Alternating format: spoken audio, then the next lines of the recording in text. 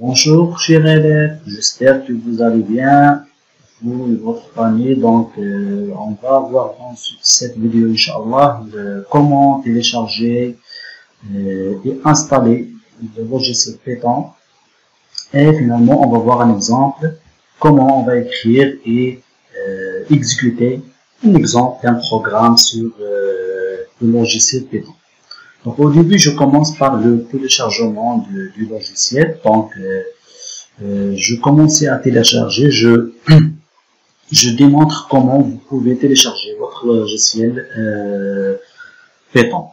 Donc au début, vous allez ouvrir le navigateur. Donc et après, on va taper sur Google Python.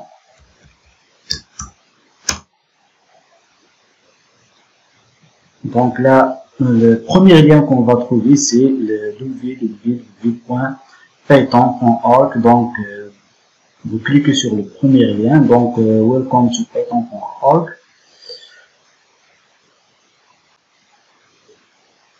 Et après, il doit cliquer sur le menu download.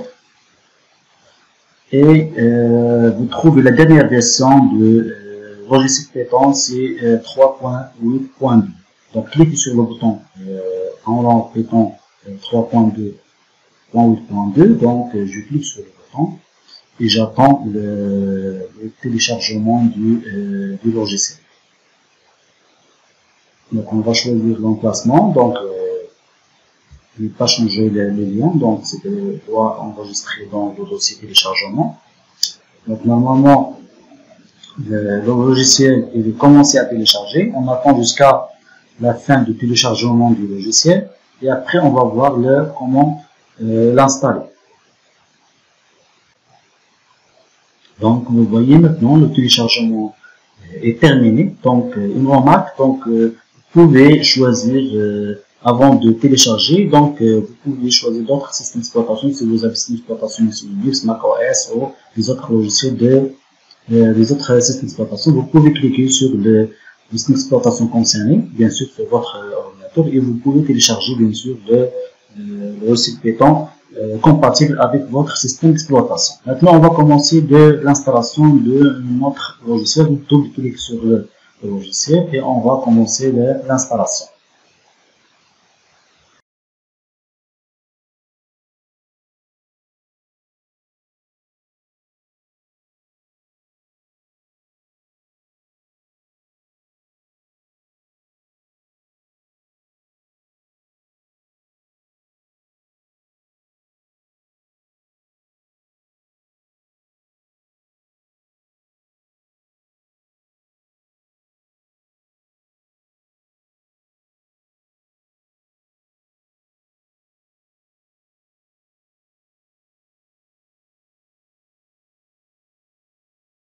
Donc après l'installation, donc on va voir le message setup was successfully. C'est-à-dire on a installé avec succès notre logiciel. Donc close pour fermer.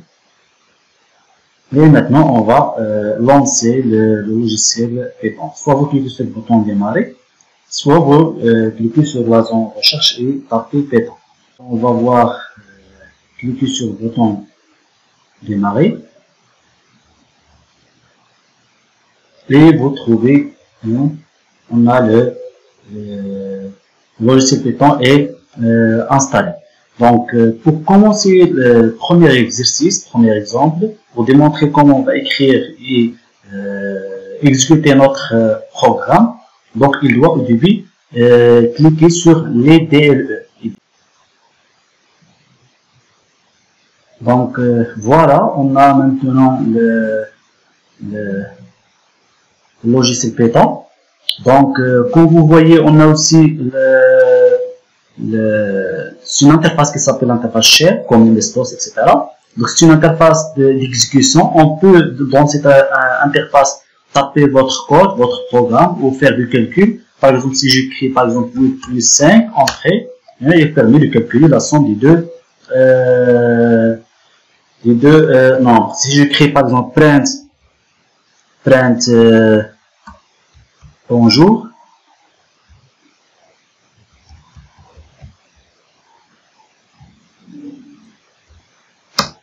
Donc il affiche bonjour. Donc, mais normalement, c'est on a besoin de taper un programme. Je préfère de travailler sur un fichier. Donc, pourquoi? Parce que si vous avez créé votre programme dans l'interface Shell, donc vous n'avez pas le droit d'enregistrer votre travail. Donc, pour enregistrer votre programme, elle doit créer un nouveau fichier. Donc, un nouveau fichier pour bien sûr enregistrer votre fichier. Cette interface est aussi utilisée pour l'interface d'exécution. C'est après la compilation et l'exécution de votre programme. Donc, le programme a été exécuté dans cette interface qui s'appelle interface Shell.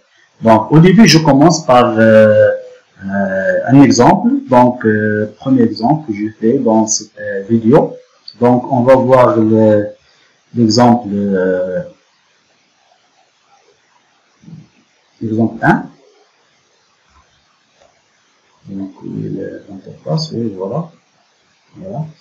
Donc, je clique pour passer à la diapositive suivante. Donc, on va voir l'exemple de moyen qu'on a déjà vu la séance précédente. Donc, moyen de deux notes. Donc, on va taper ce programme-là. Donc, donner la première note, saisir la première note, deuxième note, et on va calculer la moyenne, afficher généralement la moyenne de deux notes. Donc, sur le logiciel Python, donc, on va créer un nouveau fichier. Comment? On va cliquer sur File, New File et New File. Ou vous pouvez utiliser le raccourci CTRL-N. Et après, on va taper notre programme. Donc, au début, donc, print, taper ou donner, la première note. Donc, on va mettre le point, diminuer et faire une parenthèse, entrée. Donc, note 1 reçoit donc float input.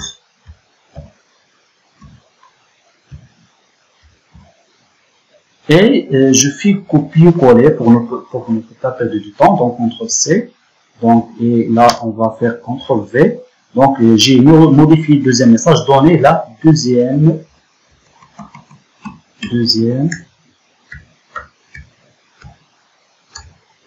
note. Et ici, on va faire note 2. Et on va écrire la formule. Donc, moyen, M-O-Y par exemple, reçoit note 1 plus note 2. Il n'y a pas d'espace. Divisé par 2. Et finalement, on va afficher print la moyenne. On va écrire le message la moyenne. Pardon. La moyenne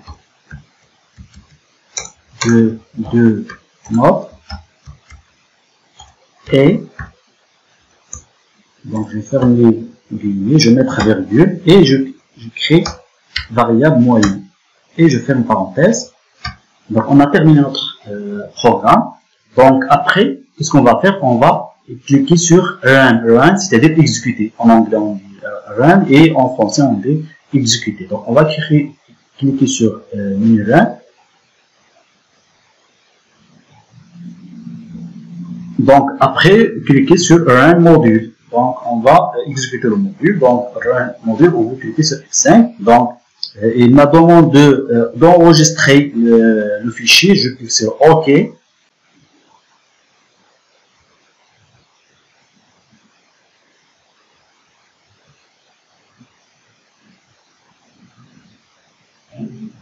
Donc vous pouvez choisir l'emplacement où vous avez enregistré votre fichier. Moi, je reste le même chemin, c'est dans le dossier Python, et je tape ici le nom du fichier. Je le renomme par exemple moyen. Donc, et vous voyez dans notre fichier Shell, dans l'interface Shell, donc on va taper, vous voyez le message, premier message, donner la première. Je tape par exemple 17 et je valide par entrée. Deuxième message, donner le deuxième mot, je tape par exemple 19 et je valide par entrée. Donc, la moyenne de données est 18. Vous voyez? Donc il ajoute 0.0 parce que c'est une variable de type réel. Donc voilà, on a fait le premier programme qui nous permet de calculer la moyenne de données. On peut ajouter un autre programme si vous avez besoin d'ajouter un autre programme. Donc vous cliquez ici et créez un nouveau fichier, CTRL N, et on va par exemple faire le programme qui permet de calculer la surface d'index. Donc par exemple pi égale à 3,14. On va écrire un message print. Je mets dans le message taper ou saisir aux données, taper le rayon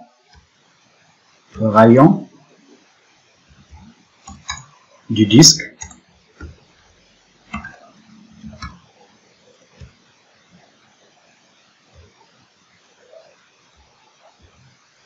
Je fais une parenthèse.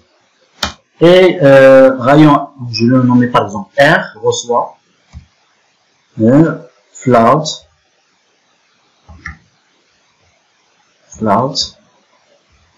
input.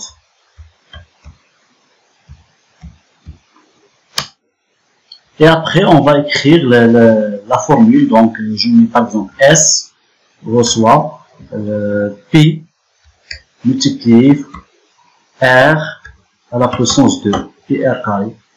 Donc, et après, j'affiche le résultat. Donc, print la surface du disque et je ferme pardon, je vais mettre virgule et je mets variable S, je fais une parenthèse et maintenant qu'est-ce que je fais? J'exécute. Donc run, exécuter, oui, ok, je peux l'enregistrer. Donc je le mets surface